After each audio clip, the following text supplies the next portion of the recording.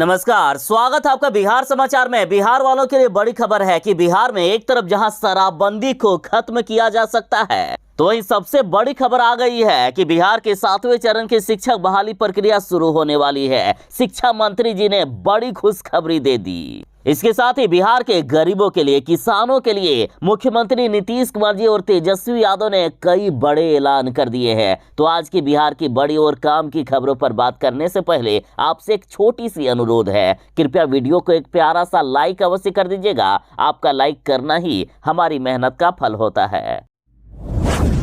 बिहार के शिक्षक अभ्यर्थियों के लिए बड़ी खबर है। 24 फरवरी को कैबिनेट में पेश हो सकती है शिक्षक नियोजन की नियमावली। बिहार में 7वें चरण की शिक्षक बहाली प्रक्रिया बस कुछ ही दिनों में शुरू होने वाली है और इधर बिहार के शिक्षा मंत्री जी ने बड़ी घोषणा कर दी है कि 24 फरवरी को कैबिनेट में पेश किया जा रहा है नियोजन की नियमावली। चलिए, 24 फरवरी को तो नियमावली पेश कर दिया जाएगा। अब रही बात कि कब तक आखिर आवेदन करने का नोटिफिकेशन आ जाएगा, तो इसके लिए भी शिक्षा मंत्री जी ने बड़ा ऐलान कर दिया है। शिक्षा मंत्री जी ने कहा है कि मार्च तक अपराधियों को अच्छी खबर मिल सकती है, यानी मार्च तक कहीं ना कहीं 7वें चरण की शिक्षक बहाली प्रक्रिया शुरू की जा सकती है। और इससे पहले भी बिहार के शिक्षा मंत्री जी ने घोषणा की थी कि 1 महीने के अंदर विज्ञापन निकल जाएगा। तो शिक्षा मंत्री जी का ये बयान अब सच साबित होता दिख रहा है, यानी सिर्फ 1 महीने के अंदर विज्ञापन यानी नोटिफिकेशन निकाल दिया जा सकता है। 7वें चरण में इस बार 2,25,000 शिक्षकों की नियुक्ति होगी। इस बार के शिक्षक नियोजन प्रक्रिया में 44,193 माध्यमिक स्कूलों में शिक्षकों की नियुक्ति होगी। 89,734 उच्च माध्यमिक स्कूलों में, 60,000 प्राथमिक स्कूलों में, तो वहीं 6,000 शारीरिक शिक्षा और स्वास्थ्य अनुदेशक की नियुक्ति होनी है। 5,000 कंप्यूटर लेबोरेटरी सहायक व अन्य की नियुक्ति की जाएगी। तेजस्वी यादव की पार्टी राजद के नेता ने कहा है कि बिहार में खत्म हो सकती है शराबबंदी कानून। साथ ही राजद सुप्रीमो लालू प्रसाद यादव का कहना है कि नीतीश को हमने पहले ही कहा था कि आगे काफी ज्यादा मुश्किलें होगी, शराबबंदी कानून वापस ले लो। लालू यादव ने बड़ा दावा किया है कि बिहार में शराबबंदी कानून कभी सफल हो ही नहीं सकती है। नीतीश कुमार जी, आप जितनी जल्दी शराबबंदी कानून को वापस ले लीजिएगा उतना ही ज्यादा भलाई होगा। और अब भले ही सरकार में आने के बाद लालू यादव और तेजस्वी यादव शराबबंदी कानून के खिलाफ बोलने से बच रहे हैं, और अब राजद नेता ने शराबबंदी कानून के वापस होने का रास्ता बता दिया है। देखिए, राजद एमएलसी राजभल्लभ चंद्रवंशी का कहना है कि बिहार में शराबबंदी सिर्फ नीतीश कुमार के चाहने से नहीं लागू हुई है, बल्कि ये सर्वदलीय फैसला था। जब सभी दलों की सहमति से कानून लागू किया गया है, तो अब इस कानून को अकेले कोई दल वापस कैसे ले सकता है? यदि सभी दल मिलकर कहेंगे तो शराबबंदी कानून वापस ले लिया जाएगा और बिहार में शराब चालू करवा दिया जाएगा। तो इधर बीजेपी ने कह दिया कि नीतीश कुमार जी, आप सर्वदलीय बैठक बुलाइए, हम लोग शराबबंदी कानून को वापस लेने के पक्ष में हैं। तो वहीं कांग्रेस ने भी कहा है कि बिहार में शराब चालू करवा देना चाहिए। जीतनराम मांझी भी लगातार मांग कर रहे हैं कि शराबबंदी कानून को खत्म करके बिहार में शराब की बिक्री चालू करवा दी जाए। प्रशांत किशोर और आरसीपी सिंह जैसे नेता भी लगातार शराबबंदी कानून का विरोध करते रहते हैं। तो लगभग सभी दल ये चाह रहे हैं कि शराबबंदी कानून को खत्म कर दिया जाए। तो यदि सर्वदलीय बैठक में ये बात तय हो गई कि शराबबंदी कानून के खत्म करने के पक्ष में सभी है, तो नीतीश कुमार जी और तेजस्वी यादव जी मिलकर शराबबंदी कानून को खत्म कर सकते हैं। और ये बातें खुद राजद नेता ने कही है। मुख्यमंत्री नीतीश कुमार जी बिहार के 17 सालों से मुख्यमंत्री हैं, लेकिन अब तक बिहार की शिक्षा व्यवस्था नहीं सुधरी है। देख लीजिए नीतीश जी, 2007 से झोपड़ी में चल रहा है स्कूल, अब तक स्कूल का भवन तक नहीं बना है। आप तस्वीरों में देख सकते हैं कि किस तरह से झोपड़ी में स्कूल चलाया जा रहा है। घर से बोरा लाकर बैठते हैं विद्यार्थी, ना ही छत है, ना ही बेंच, ना ही कुर्सियां और ना ही ब्लैक बोर्ड। और ये कोई नया मामला नहीं है, बल्कि हर बार इस तरह के मामले बिहार से सामने आते रहते हैं। 2007 से इस प्रकार की स्कूलें चल रही है और कई बार इसको लेकर शिक्षा विभाग से मांग की गई, लेकिन कोई सुनने को तैयार ही नहीं है।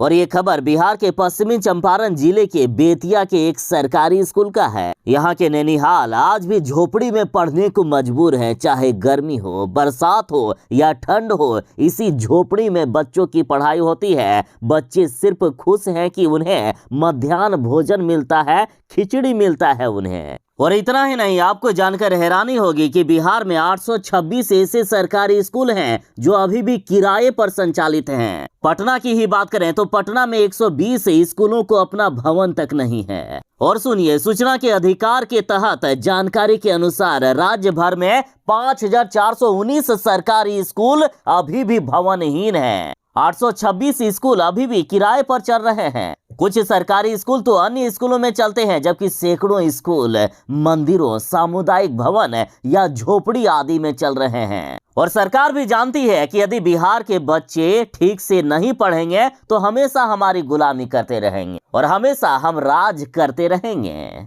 और शायद इन्हीं कारणों से बिहार की शिक्षा व्यवस्था नहीं ठीक कर रहे हैं नीतीश कुमार जी। मुख्यमंत्री नीतीश कुमार जी तेजस्वी यादव को बिहार का मुख्यमंत्री बनाने वाले हैं और इसको लेकर जदयू कार्यकर्ताओं में बवाल शुरू हो गया है। जदयू कार्यकर्ता नहीं चाहते हैं कि तेजस्वी यादव मुख्यमंत्री बने और अब बड़ी खबर आ रही है कि बिहार का मुख्यमंत्री कैसा हो, उपेंद्र कुशवाहा जैसा हो कि नारे लगाए गए जदयू कार्यकर्ताओं के द्वारा। उपेंद्र कुशवाहा ने कहा है कि यदि तेजस्वी यादव बिहार के मुख्यमंत्री बन गए तो लालू की तरह बिहार को तेजस्वी यादव तबाह करके रख देंगे, बिहार को बर्बाद करके रख देंगे। तेजस्वी यादव यदि बिहार के मुख्यमंत्री बनते हैं तो बिहार में फिर से महाजंगल राज आ जाएगा। साथ ही उपेंद्र कुशवाहा ने चेतावनी दे दी है कि लव कुश समाज की माताओं की कोख अभी सुनी नहीं हुई है नीतीश कुमार जी, जो हम तेजस्वी यादव को मुख्यमंत्री बनाने देंगे। उपेंद्र कुशवाहा ने आर पार की लड़ाई शुरू कर दी है। पटना में राज्य भर से जदयू कार्यकर्ताओं का जुटान शुरू हुआ और अभी उपेंद्र कुशवाहा जदयू कार्यकर्ताओं के साथ बैठक कर आगे की रणनीति फाइनल करेंगे कि किस तरह से तेजस्वी यादव को मुख्यमंत्री बनने से रोका जा सकता है। और इसी बीच जदयू कार्यकर्ताओं ने ऐलान किया कि बिहार का मुख्यमंत्री कैसा हो, उपेंद्र कुशवाहा जैसा हो। मुख्यमंत्री नीतीश कुमार जी ने रचा बड़ा षड्यंत्र जिसका भंडाफोड़ हो गया है। देखिए, नीतीश ने रची थी लोजपा को तोड़ने की साजिश।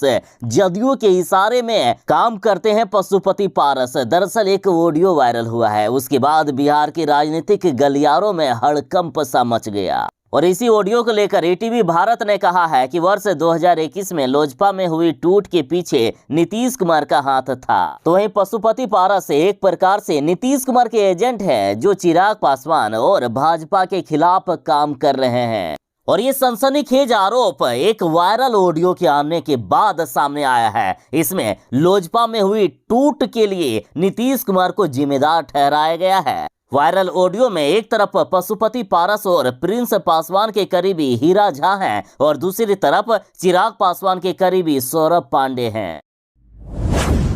बीजेपी के खिलाफ महागठबंधन की सातों पार्टियां करेगी शंखनाद। पूर्णिया के रंगभूमि मैदान में 25 फरवरी को रैली का आयोजन किया गया है। इसमें महाशक्ति का प्रदर्शन किया जाएगा। महागठबंधन के सभी घटक दलों ने बीजेपी को सत्ता से उखाड़ फेंकने के लिए महायज्ञ की शुरुआत कर दी है। इस महारैली में महागठबंधन के सातों पार्टियां भाग लेगी, जिसके माध्यम से देश की चरमराई अर्थव्यवस्था, बेरोजगारी और महंगाई को लेकर महागठबंधन रैली निकालकर केंद्र सरकार और भारतीय जनता पार्टी को चेतावनी देने का काम करेगी कि अभी भी हिंदू मुस्लिम और हिंदुस्तान पाकिस्तान में भेद बताकर लोगों को बांटना बंद करो बीजेपी वालों। साथ ही कहा गया कि सभी सरकारी विभागों को निजीकरण करने का काम भी भारतीय जनता पार्टी कर रही है। ये कहीं से भी सही नहीं है। इन्हीं सब मुद्दों को जनता के सामने लाया जाएगा कि किस प्रकार से बीजेपी वाले आपको ठगने का काम कर रहे हैं। रविशंकर प्रसाद ने नीतीश कुमार जी पर जुबानी हमला बोलते हुए कहा कि बिहार तो संभलता नहीं है और चले हैं देश जोड़ने। देखिए, मुख्यमंत्री नीतीश कुमार जी ने दावा किया है कि यदि हम सभी विपक्षी पार्टियां एक साथ मिल गए तो बीजेपी को हम 100 सीट पर सिमटा देंगे। तो नीतीश कुमार जी के इस दावे का जवाब देते हुए बीजेपी नेता रविशंकर प्रसाद ने कहा है कि बिहार तो आपसे संभलता नहीं है, बिहार तो परेशान है, आपकी पार्टी में भगदड़ मची हुई है और चले हैं देश जोड़ने के लिए। कांग्रेस लिफ्ट भी नहीं दे रही है, कांग्रेस आपका साथ भी नहीं दे रही है। हाँ, इन्होंने ये भी कहा है कि सपना देखने की मनाही नहीं है, कोई भी सपना देख सकता है, अतः नीतीश बाबू आप सपना देखते रहिए। मुंह में सिगरेट, हाथ में कट्टा, बागेश्वर धाम के महाराज धीरेन्द्र शास्त्री के छोटे भाई ने शादी समारोह में दलितों को पीट दिया। देखिए, बागेश्वर धाम के महाराज धीरेन्द्र शास्त्री के भाई को लेकर बड़ी खबर आ रही है। महाराज धीरेन्द्र शास्त्री के छोटे भाई द्वारा दलितों से गाली गलौज करने का वीडियो सामने आया है। वीडियो में एक समारोह के दौरान बागेश्वर धाम के महाराज के छोटे भाई कट्टे की नोक पर मारपीट कर लोगों को गाली दे रहा है और इस दौरान वह सिगरेट पीता हुआ भी दिखाई दे रहा है। जानकारी के अनुसार मामला 11 फरवरी रात 2 बजे का है, जहां गढ़ा गांव में दलित समुदाय की सामूहिक शादियां हो रही थी। पंडित धीरेन्द्र शास्त्री का छोटा भाई शादी समारोह में पहुंचता है और वहां गाली गलौज कर लोगों के साथ मारपीट भी करता है। पुलिस के द्वारा इस मामले की जांच का आदेश दे दिया गया है। हालांकि हम वायरल वीडियो का पुष्टि भी नहीं करते हैं।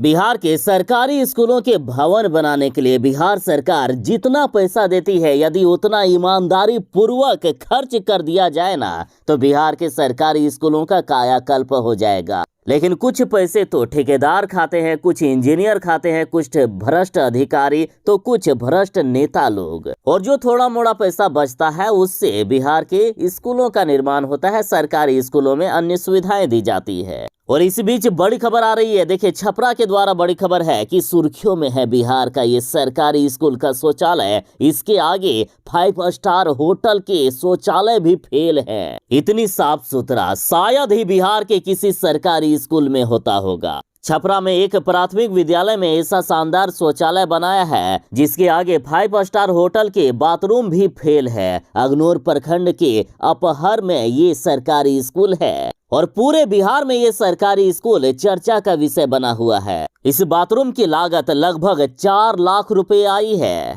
पूरे बिहार में एकमात्र ऐसा विद्यालय है जहां इतनी साफ सफाई और इतने चकाचक बाथरूम बनाए गए। अब यहाँ के बच्चों की संख्या भी लगातार बढ़ रही है। वहीं जो बच्चे कभी भी स्कूल नहीं आते थे लेकिन उसका नामांकन इस स्कूल में था, वह बच्चे भी अब स्कूल आने लगे हैं। स्कूल में बनने वाले शौचालय की पूरे इलाके सहित सारण के साथ पूरे बिहार में चर्चा हो रही है।